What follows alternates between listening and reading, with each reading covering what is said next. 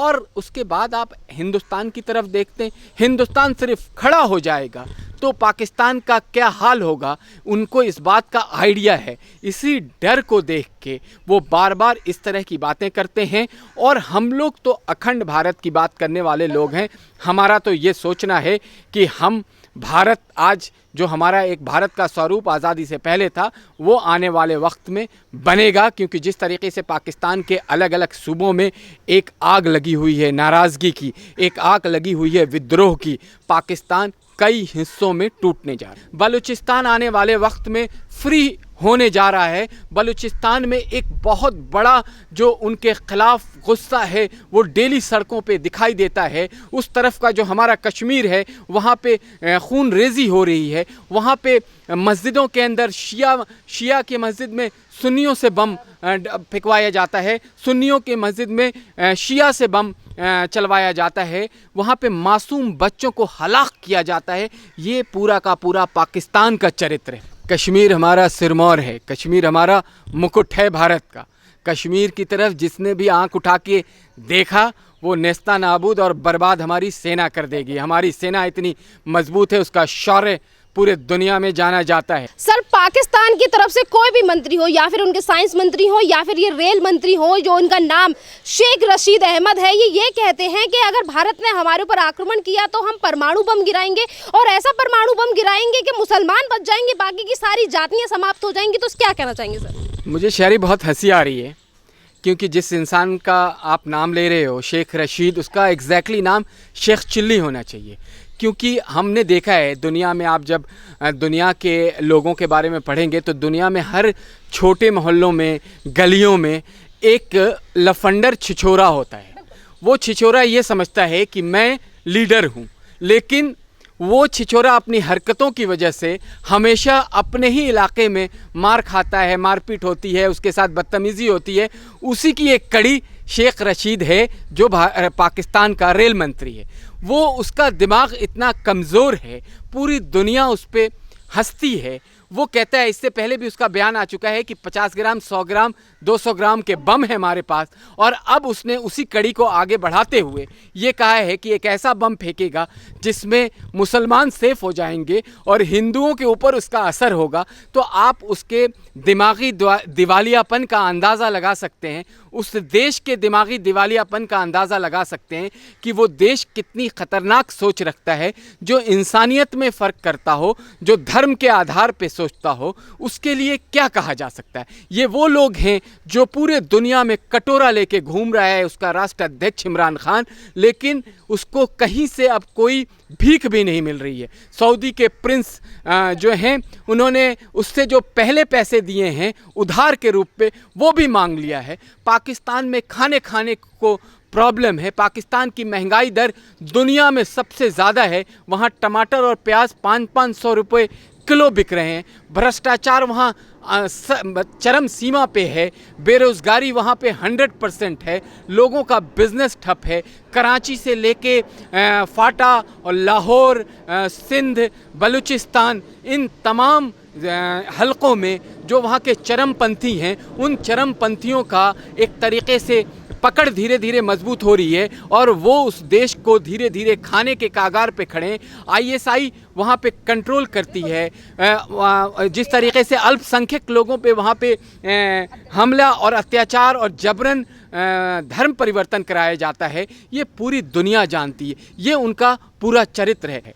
उसके बाद उसका जो शेख चिल्ली मंत्री है शेख रशीद, वो इस तरह की बतौलेबाजी, इस तरीके की घटिया अल्फाज, इस तरीके की हल्की बात करके दुनिया में अपने आप को हंसी का पात्र बनता है, अपने मुल्क को हंसी का पात्र बनाता है, क्योंकि उसका मुल्क इस वक्त बिल्कुल गरीबी रेखा के सबसे निचले कागार पे खड़ा है। हर देश उससे भीख मांग रहा है इमरान खान। बिल्कुल सही बात कही आपने कि जिस तरीके के पाकिस्तान के हालात हैं, उसकी जनता ही अब वहाँ की सरकार से पूरी तरीके से त्रस्त हो चुकी है। जगह जगह पे आंदोलन होते रहते हैं इमरान खान को लेकर, उनकी सरकार को लेकर। और इसी बीच उनके जो विदेश मंत्री हैं शाह महमूद कुरैशी, ये कहते हैं कि एक बार PM नरेंद्र मोदी को PA भेज के दिखाएं, फिर यहाँ की जनता किस तरीके से स्वागत करेगी उनकी। और फिर वो ये कहते हैं कि इमरान खान को श्रीनगर भेज के देखें तो मतलब ये कहने की कोशिश करते हैं वो कि पीओके पे जो कब्जा कर रखा है वहाँ की जनता कितना प्यार करती है इमरान खान से और नफरत करती है पीएम नरेंद्र मोदी से। देखिए, शाह महमूद कुरैशी भी हताश हैं। शाह महमूद कुरैशी जो कार्य करने का तरीक़ा है इमरान खान उससे नाराज़ हैं, लेकिन कुछ कर नहीं सकते। आईएसआई की कंट्रोल में सरकार चलती है, जिसको वो चूज़ कर लेते हैं वो सरकार का मुखिया हो जाता है। अभी तो वहाँ इस बात की भी चर्चा ज़ोरों पे है कि प्रधानमंत्री कब बदल दिए जाएं, ये किसी को समझ नहीं। और ये इतिहास है पाकिस्तान का। और मैं बताऊं कि वहाँ शाह महमूद कुरैशी हो गए या वहाँ का वो एक जो बतौलेबाज मंत्री है चौधरी फवाद, वो जो बार बार हल्की बातें करता है, उसको ये अपने जनता को, जो पाकिस्तान का पूरा 75% जो इलाका है उस पर चीन का कब्ज़ा है। चीन ने उनकी अर्थव्यवस्था को अपने हाथ में रखा हुआ है। चीन के अपने जो लोग हैं वो आज पाकिस्तान में तमाम सूबों में, तमाम शहरों पे चीनी लोगों का कब्ज़ा है। पाकिस्तानी लड़कियां चीनी लड़कों से शादी कराई जा रही है। तो आपका मुल्क कितना गिरता जा रहा है। पहले अपने मुल्क पे ध्यान देना चाहिए, पहले अपने मुल्क की अर्थव्यवस्था पे ध्यान देना चाहिए। नहीं तो ये विद्रोह कराची से लाहौर और लाहौर से इस्लामाबाद पहुंचने में इमरान खान, चौधरी फवाद और शेख रशीद, शेख चिल्ली, आपको अंदाज़ा नहीं है, पहुंचने में देर नहीं लगेगी, सत्ता आपके हाथ से निकल जाएगी। तो ये जो शेख चिल्लीपना आप शेख रशीद करते हैं, आपकी औकात तो ये है जो हमने देखी है कि आपके जो वहाँ के सेनेट हाउस है उसके अंदर एक इंसान पहुँचता है और कहता है कि जो गाड़ी आपने मेरे से ख़रीदी थी उसके पैसे आज तक आपने नहीं दिए, और आपके कॉलर को एक आम इंसान पकड़ लेता है, एक मंत्री जो रेल मंत्री होता है। तो इससे घटिया, इससे गिरी हुई बात किसी मिनिस्टर के लिए क्या हो सकती है कि उसी का एक मामूली इंसान जिससे आपने गाड़ी खरीदी और उसको पैसा नहीं दिया तो आपका कॉलर पकड़ता है और मारने की बात करता है। ये है पाकिस्तान का चरित्र। सर, जिस तरीके के हालात इनके बने हुए हैं उसके बावजूद भी ये कश्मीर का राग अलापते हैं। जब देखो कश्मीर का इनका राग अलापते हैं। धारा 370 हो या फिर तमाम मुद्दे हों, उसको लेकर ये भारत को बदनाम करने की कोशिश करते हैं और दूसरी तरफ ये कहते हैं कि कश्मीर हमारा है। कश्मीर हमारा सिरमौर है, कश्मीर हमारा मुकुट है भारत का। कश्मीर की तरफ जिसने भी आंख उठा के देखा वो नेस्ता नाबूद और बर्बाद हमारी सेना कर देगी। हमारी सेना इतनी मजबूत है, उसका शौर्य पूरे दुनिया में जाना जाता है। तो हमें ये सोचने और फिक्र करने की ज़रूरत नहीं है। वो तो बस हम ये दुआ करते हैं कि हम लोग खुद अपनी लाइफ के अंदर जो कश्मीर का पार्ट चला गया है वो हमारे पास आ जाएगा, और हमारी जो कश्मीर की असेंबली में जो 24-25 सीटें उस कश्मीर के लिए छोड़ी गई हैं वो फिर कब से शुरू हो रही हैं उसका इंतज़ार कर रहे हैं। पाकिस्तान का ये ख्वाब कभी पूरा नहीं होगा। पाकिस्तान भूल जाए। पाकिस्तान को चाहिए कि अपने आवाम को चैन अमन से अगर रखना है तो वो अपने यहाँ विकास पे फोकस करे। वो वहाँ पे जो कट्टरपंथी जिहादी ताकतें हैं, जैसे हाफिज़ सईद जैसे लोग या अज़हर मसूद जैसे लोग, दाऊद इब्राहिम जैसे लोग, उनको पकड़ के भारत को दे और भारत या अपने यहाँ ही नज़रबंद करे। नहीं तो ये आईएसआई के लोग आपको इसी तरीक़े से इस्तेमाल करते रहेंगे और आने वाले मुस्तक़बिल जो आपके छोटे छोटे बच्चे हैं उनके दिलो दिमाग में ये नफ़रत जारी रहेगी। और नफ़रत का नतीजा है कि आए दिन हम सुनते हैं कि पाकिस्तान के अंदर जो अल्पसंख्यक लोग हैं, जो हिंदू भाई हैं, उनको प्रताड़ना करी जाती है, उनके धर्मस्थलों को तोड़ा जाता है, उनके धार्मिक भावनाओं को ठेस पहुंचाया जाता है, उनके धर्म के कार्य को मना किया जाता है। आप जब तक ऐसा करते रहेंगे आपका देश कभी तरक्की नहीं करेगा, क्योंकि आपके देश की बुनियाद इस्लाम के आधार पे, मज़हब के आधार पे हुई थी। और मज़हब कहता है, जिस मज़हब को आप आधार मानते हैं वो मज़हब इंसाफ, शांति, इत्तेहाद, इखलाक, भाईचारा, मोहब्बत का पैगाम देता है। जिसको आप भूल गए, जिसको आपने छोड़ दिया, तो आज आप बर्बादी के किनारे पे खड़े हैं और बर्बाद हो रहे हैं और कटोरा आपके हाथ में, दुनिया से आप भीख मांग रहे हैं। सर, एक लास्ट क्वेश्चन की, अभी आपने कुछ दिन पहले देखा होगा कि शोएब अख्तर ये बोलते हैं कि अल्लाह अगर मुझे ताकत दे तो मैं अपनी सेना के लिए बहुत अच्छे काम करना चाहूँगा, चाहे उसके बदले मुझे घास खानी पड़े।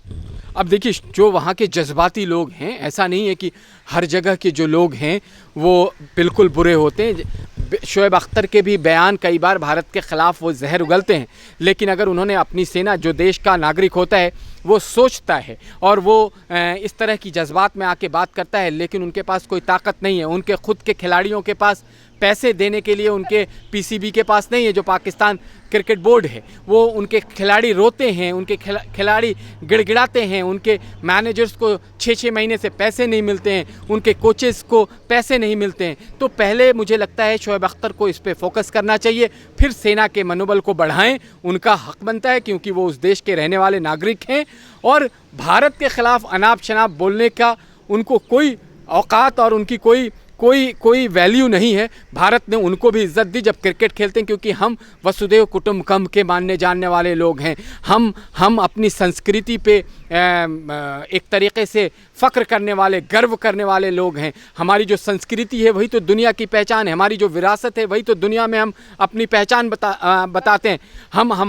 हमारी पहचान तो गोलमेज कॉन्फ्रेंस शिकागो में हमारे विवेकानंद जी ने उस वक्त बता दिया दुनिया को कि हम किस तरह की भारत की संस्कृति है। तो ये संस्कृति के ही सब ये जो खित्ते हैं, पाकिस्तान, बांग्लादेश और तमाम जो अफ़गानिस्तान का इलाका, ये भारत की संस्कृति का हिस्सा है। उसमें आप आइए, सम्मानित होइए, तो आप पूर्ण रूप से भारतीय कहे जाएंगे। भारत का जो बाउंड्री का तरीक़ा है वो किसी के लिए बंधा नहीं है, हम सबको अपने अंदर मिलाते हैं।